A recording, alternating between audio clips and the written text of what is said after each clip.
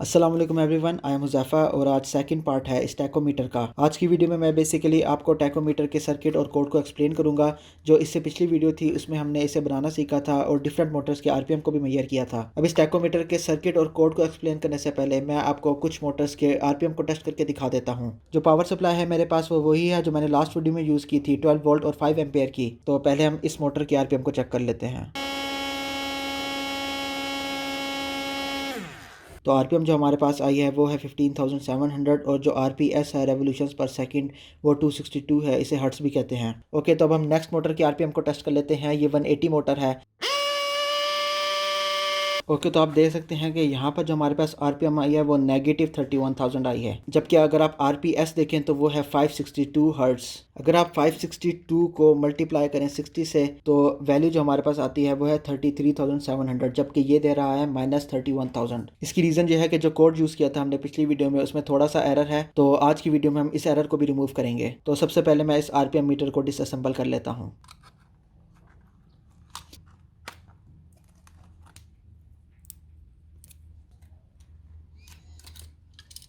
तो यहाँ पर मैंने तमाम पार्ट्स निकाल लिए हैं और जो पार्ट्स नहीं निकाले उसमें से एक है पुश बटन। तो अभी हम सिर्फ टेस्ट के लिए पुश बटन को अटैच नहीं करेंगे और इसके लिए हम कोड में थोड़ी सी चेंजिंग करेंगे और जब हम इसे अगेन बाद में असेंबल करेंगे तो इस पुश बटन के कोड को वापस डाल देंगे। और दूसरी जो चीज़ हम नहीं यूज़ करेंगे वो बैटरी है, क्योंकि हम डायरेक्ट लैपटॉप से ही इस आर्डिनो बोर्ड को पावर दे देंगे। सबसे पहले इस एलसीडी को आर्डिनो बोर्ड के साथ अटैच कर देते हैं। तो इसके ऊपर मैंने I2C मॉड्यूल लगाया हुआ है। अब इसकी फर्स्ट पिन के बारे में बात करें तो वो है ग्राउंड पिन, तो इसे हम आर्डिनो बोर्ड की ग्राउंड के साथ अटैच कर देते हैं।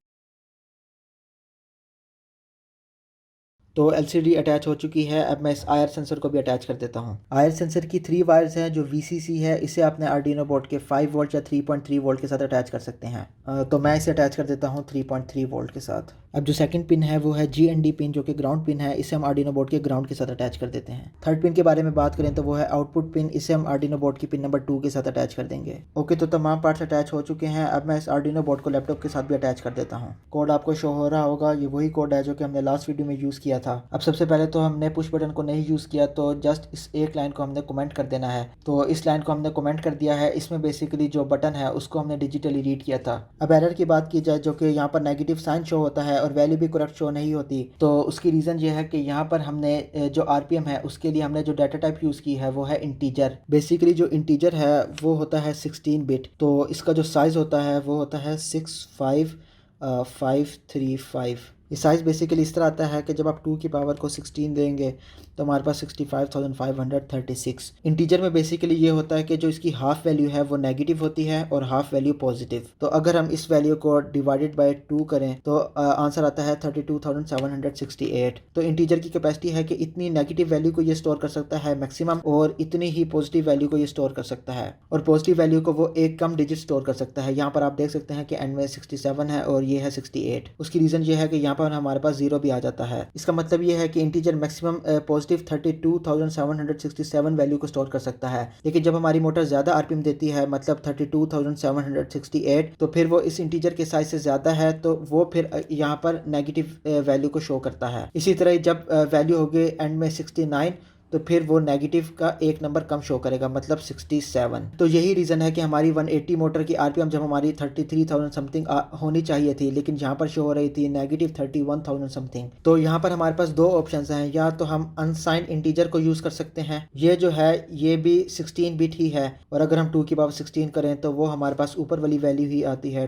65,536। लेकिन अनसाइंड इंटीजर में हमारे पास सिर्फ पॉजिटिव वैल्यूज़ हैं, मतलब कि अब वैल्यू स्टार्ट होंगी 0 से और जाएंगी 65,535 तक। तो इसका मतलब है कि अगर आपकी मोटर की आरपीएम इस 65,000 से कम तक है तो आप इस अनसाइंड इंटीजर को यूज़ कर सकते हैं। लेकिन अगर आपकी मोटर की आरपीएम 65,000 से भी ज़्यादा है तो आप एक और डाटा टाइप को यूज़ कर सकते हैं, जो कि है लॉन्ग। ये जो डाटा टाइप है ये है 32 बिट, और अगर आप 2 की पावर 32 करें तो ये आता है तकरीबन 4 बिलियंस के अराउंड अबाउट। और लॉन्ग भी इंट की तरह ही है, मतलब कि इसकी जो हाफ वैल्यू है वो नेगेटिव और हाफ वैल्यू पॉजिटिव स्टोर कर सकता है। और अगर आप अनसाइंड लॉन्ग को कॉल करेंगे तो फिर ये 0 से लेकर पॉजिटिव 4 बिलियन तक वैल्यू को स्टोर कर सकता है। तो उम्मीद है आपको वैल्यूज़ के बारे में पता चल गया होगा। हमने इंट कॉल किया है तो जिसकी वजह से हमारी जो 180 मोटर की आरपीएम वो 32,000 से ज़्यादा है, तो फिर ये नेगेटिव वैल्यू को शो करता है। तो कोड की तरफ वापस आते हैं। तो यहाँ पर जस्ट हमने आरपीएम में इंट के पीछे अनसाइंड लिख देना है। अब मैं आपको कोड को भी एक्सप्लेन कर देता हूं। तो सबसे पहले हमने लिक्विड क्रिस्टल I2C की लाइब्रेरी को इंक्लूड किया है। इस लाइब्रेरी को इंक्लूड करने के लिए आपको स्केच में जाना है, फिर इंक्लूड लाइब्रेरी में जाना है, फिर मैनेज लाइब्रेरीज में जाना है और यहाँ पर आपने टाइप करना है लिक्विड क्रिस्टल I2C।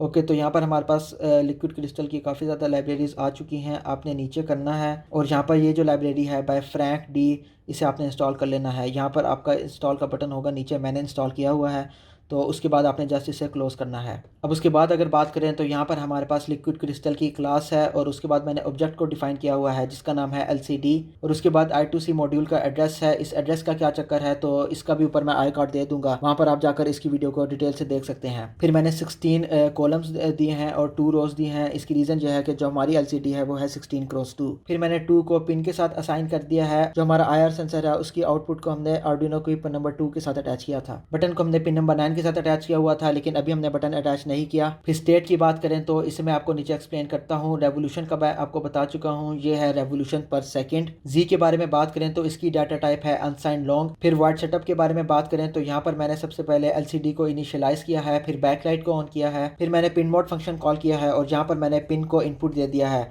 और बटन को इनपुट पुल अप दे दिया है। नीचे अगर बात करें तो मैंने LCD के लिए कुछ फंक्शंस को कॉल किया है। सबसे पहले है क्लियर फंक्शन जिसमें बेसिकली LCD क्लियर हो जाती है। फिर सेट कर्सर फंक्शन है जिसमें बेसिकली जो कर्सर है वो सेट हो जाता है LCD में। फिर मैंने टैकोमीटर को प्रिंट किया है, फिर अगेन कर्सर को सेट किया है, फिर मैंने प्रिंट कर दिया है RPM को। तो अब मैं आपको अभी इस कोड को रन करके दिखा देता हूँ और देखते हैं कि अब हमारे पास क्या डिस्प्ले होता है। ओके, तो वही डिस्प्ले हो चुका है 0 RPM और 0 हर्ट्ज। अब वाइड लूप फंक्शन के बारे में बात करें तो सबसे पहले मैंने इस स्टेटमेंट कॉल की है और इसमें मैंने IR सेंसर को डिजिटली रीड किया है और यहाँ पर कंडीशन ये है कि जब वैल्यू लो की इक्वल हो, मतलब IR सेंसर की वैल्यू वो लो हो जाए और स्टेट की वैल्यू 0 की इक्वल हो और स्टेट की वैल्यू ऊपर हमने 0 ही दी हुई है, तो फिर हमारे पास ये स्टेटमेंट रन करेगी। अब ये लो और हाई का क्या चक्कर है तो इस IR सेंसर पे भी मैंने डिटेल से वीडियो बनाई थी, इसका भी ऊपर आई कार्ड आ रहा होगा नीचे। फिर मैंने रेवोल्यूशन को एक इंक्रीमेंट दे दिया है। अब रेवोल्यूशन की वैल्यू हो चुकी है 1 और स्टेट की वैल्यू भी 1 हो चुकी है नीचे। फिर मैंने अगेन इफ स्टेटमेंट कॉल की है जिसमें बेसिकली मैंने पिन को फिर अगेन डिजिटली रीड किया है और इस पर फिर मैंने कंडीशन दी है कि अगर वैल्यू हाई हो जाए तो फिर स्टेट की वैल्यू हो जाएगी 0।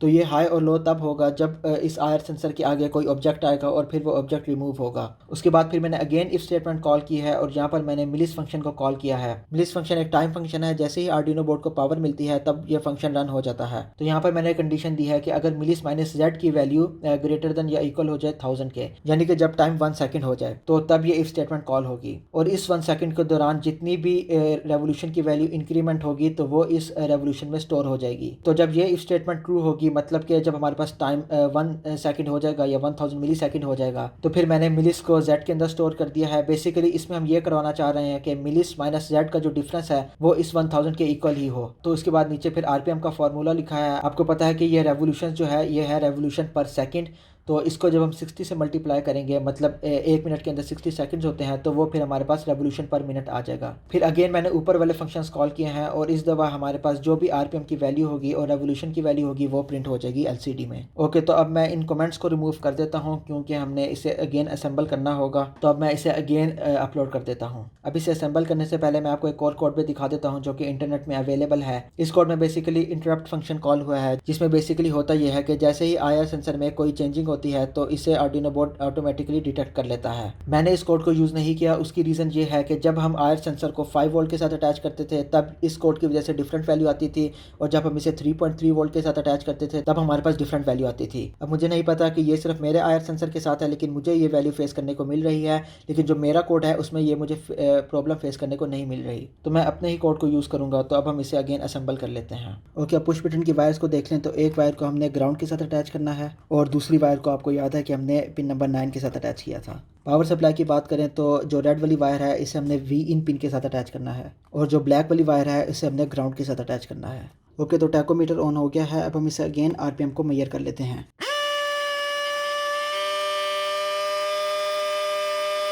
तो आप देख सकते हैं कि हमारे पास जो वैल्यू आई है वो है 570 रेवोल्यूशंस पर सेकंड या 570 हर्ट्ज़ और 34,200 RPM। अगर मैं 570 को मल्टीप्लाई करूं 60 से तो हमारे पास 34,200 RPM यानी कि बिल्कुल सही RPM दे रहा है। अब तो हमने जस्ट डाटा टाइप को चेंज किया तो हमारे पास RPM जो है वो बिल्कुल सही आ रही है। तो यही थी आज की वीडियो इस टैकोमीटर के बारे में, इसके सर्किट और कोड के बारे में। तो उम्मीद है आपको वीडियो पसंद आई होगी। वीडियो को लाइक करें, चैनल को सब्सक्राइब करें। अगली वीडियो में मिलते हैं। अल्लाह हाफिज़।